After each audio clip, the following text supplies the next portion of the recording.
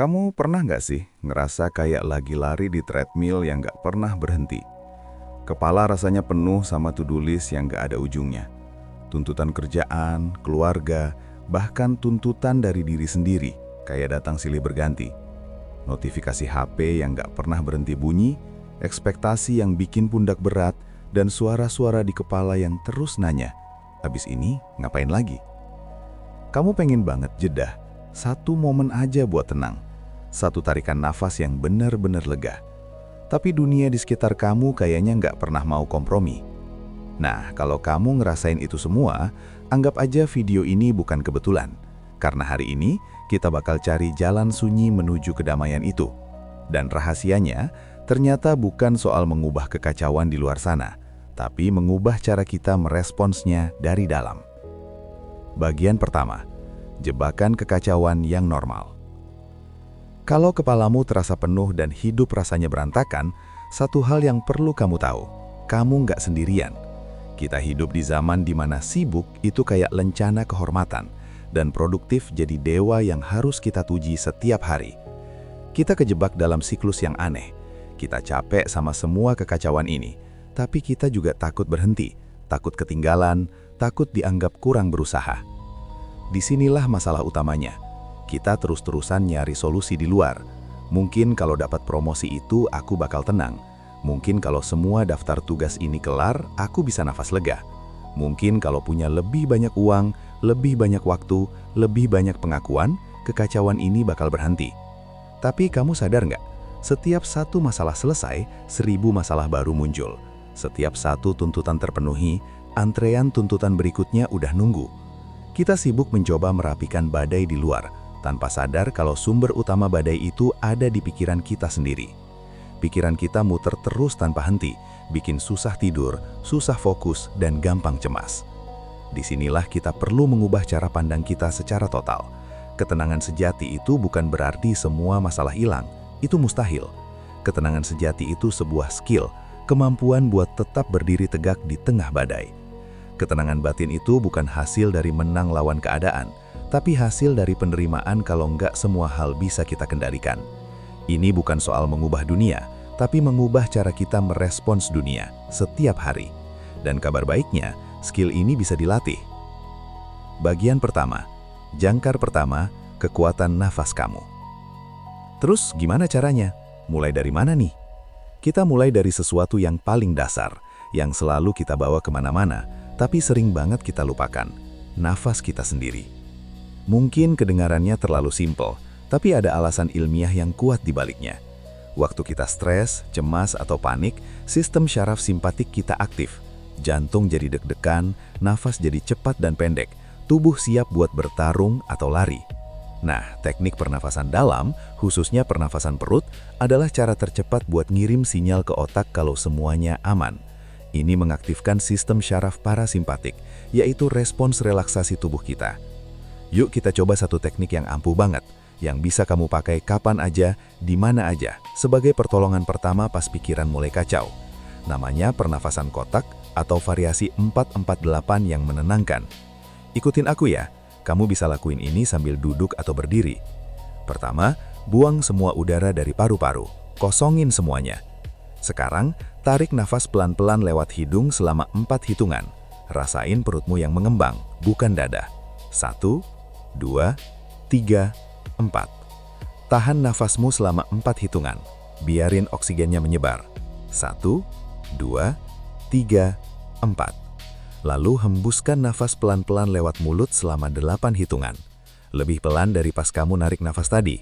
1, 2, 3, 4, 5, 6, 7, 8. Ulangi siklus ini 3-5 kali. Gimana rasanya? Seringnya cuma dalam beberapa kali putaran, kamu bakal ngerasa bahu jadi lebih rileks dan detak jantung mulai melambat. Ini bukti nyata kalau kamu punya tombol reset di dalam dirimu. Kamu nggak perlu nunggu keadaan di luar berubah buat merasa lebih tenang.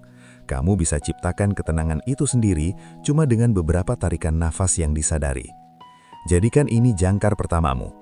Waktu notifikasi bikin stres, waktu rapat terasa berat, waktu pikiran berisik sebelum tidur, balik lagi ke nafasmu. Cukup 1 menit. Ini langkah pertama buat ngambil kembali kendali dari kekacauan. Bagian kedua, ruang hening, melatih pikiranmu. Setelah badan mulai tenang lewat nafas, sekarang waktunya kita masuk ke ruangan yang sering jadi sumber kekacauan terbesar, pikiran kita. Wajar banget kalau pikiran kita itu suka jalan-jalan sendiri, loncat dari satu kekhawatiran ke kekhawatiran lainnya, dari penyesalan masa lalu ke kecemasan soal masa depan. Disinilah latihan mindfulness atau kesadaran penuh berperan. Mindfulness itu sering disalahpahami sebagai usaha buat ngosongin pikiran. Itu salah kaprah dan malah bisa frustasi. Mindfulness itu intinya latihan buat sadar dan nerima apapun yang terjadi saat ini, tanpa ngejudge. Ini bukan tentang menghentikan pikiran, tapi tentang mengubah hubungan kita dengannya. Kita belajar jadi pengamat pikiran kita, bukan jadi korban dari setiap pikiran yang lewat. Yuk kita latihan singkat 2 menit. Ini meditasi fokus nafas, fondasi dari semua latihan mindfulness. Cari posisi duduk yang nyaman, punggung tegak tapi ransang. Kamu boleh merem atau tatap satu titik di depanmu dengan lembut. Taruh tanganmu di paha atau di perut. Arahkan perhatianmu ke sensasi nafas. Rasain udara yang masuk lewat hidung, rasanya sedikit lebih dingin. Rasain perutmu yang naik. Lalu rasain udara yang keluar, sedikit lebih panas. Rasain perutmu yang turun. Gak usah coba ubah nafasmu, cukup amati aja apa adanya. Pikiranmu pasti bakal ngelantur, mungkin ke daftar belanjaan, obrolan tadi pagi atau apa yang harus kamu lakukan setelah ini. Ini sangat normal. Waktu kamu sadar pikiranmu ngelantur, jangan marah atau kecewa sama diri sendiri. Tugasmu simpel, dengan lembut kayak nuntun anak kecil, balikin lagi perhatianmu ke sensasi nafas. Setiap kali kamu berhasil balikin perhatian, itu hitungannya 1 repetisi latihan mental. Kamu lagi melatih otot fokus dan kesadaranmu. Terus aja bernafas, mengamati, dan dengan lembut kembali saat pikiran berkelana. Sekarang, pelan-pelan buka matamu. Latihan sesimpel ini kalau dilakuin rutin setiap hari bahkan cuma 3-5 menit, bisa banget mengubah cara kerja otakmu. Praktik mindfulness terbukti bisa bantu ngurangin gejala stres, kecemasan, dan bahkan depresi. Kamu melatih diri buat nggak langsung bereaksi sama setiap pikiran atau emosi yang muncul. Kamu menciptakan jeda kecil antara stimulus, misalnya email yang bikin stres, dan responsmu. Di dalam jeda itulah letak ketenangan dan kebebasanmu. Bagian keempat, fondasi yang kokoh, merawat diri sehari-hari. Nafas yang teratur dan pikiran yang terlatih adalah pilar yang kuat banget. Tapi pilar-pilar itu butuh fondasi yang kokoh buat berdiri. Fondasi itu adalah kebiasaan dan gaya hidup kita sehari-hari. Seringnya kita stres dan cemas itu bukan karena satu masalah besar, tapi karena tumpukan fondasi yang rapuh. Ada hubungan yang erat banget antara gaya hidup dengan kesehatan mental.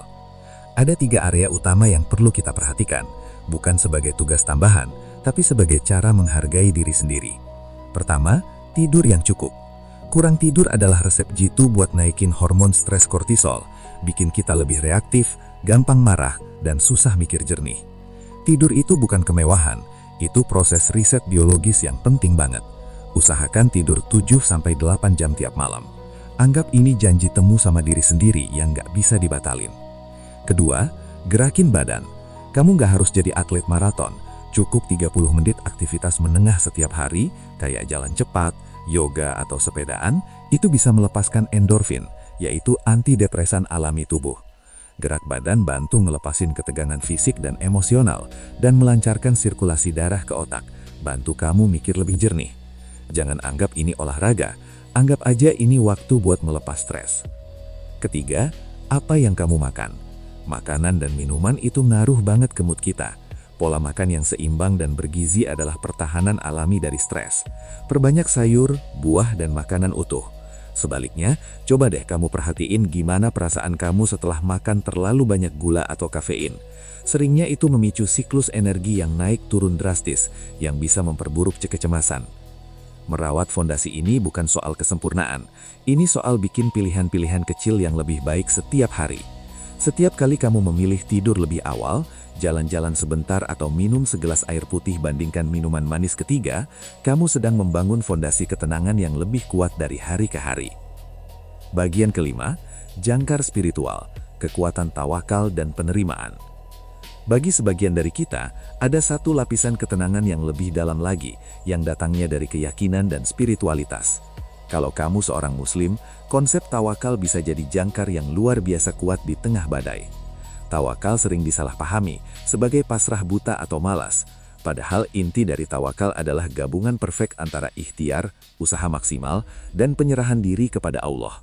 Ini adalah seni melepaskan beban kekhawatiran atas hal-hal yang di luar kendalimu.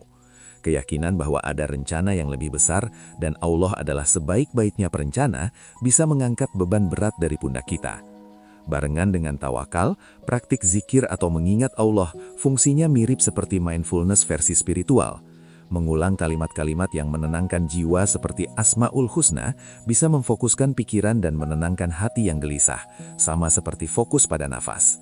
Sholat 5 waktu juga ngasih ritme dan struktur pada hari-hari kita, menciptakan momen-momen tenang di tengah kesibukan. Pendekatan spiritual ini, apapun keyakinanmu, memberikan makna pada penderitaan dan ketidakpastian. Ini ngajarin kita untuk menerima bahwa nggak semua hal dalam hidup bisa atau perlu kita pahami. Dan dalam penerimaan itulah ada kedamaian yang mendalam. Informasi tanpa tindakan nggak akan mengubah apa-apa. Jadi, aku mau nantang kamu nih. Pilih satu aja dari teknik yang tadi kita bahas. Mungkin pernafasan 4-4-8. Mungkin meditasi fokus nafas selama 3 menit. Atau mungkin komitmen buat jalan kaki 20 menit setiap sore. Lakukan satu hal itu secara konsisten selama 7 hari ke depan. Cuma satu hal kecil. Setelah 7 hari, balik lagi ke video ini dan tulis di kolom komentar apa yang kamu rasain. Perubahan kecil sering jadi awal dari transformasi besar. Dan kalau video ini bermanfaat buat kamu, menekan tombol like dan subscribe bakal sangat membantu kami untuk terus berbagi pesan seperti ini ke lebih banyak orang yang mungkin butuh. Kesimpulan, pada akhirnya menemukan ketenangan di tengah kekacauan itu bukan garis finish, tapi sebuah latihan harian. Ini adalah pilihan sadar yang kita buat dari waktu ke waktu. Ini adalah pilihan untuk kembali ke nafasmu waktu dunia terasa sesak. Ini adalah pilihan untuk mengamati pikiranmu dengan baik, bukannya malah terseret arusnya. Ini adalah pilihan untuk merawat tubuhmu sebagai fondasi kesehatan mentalmu.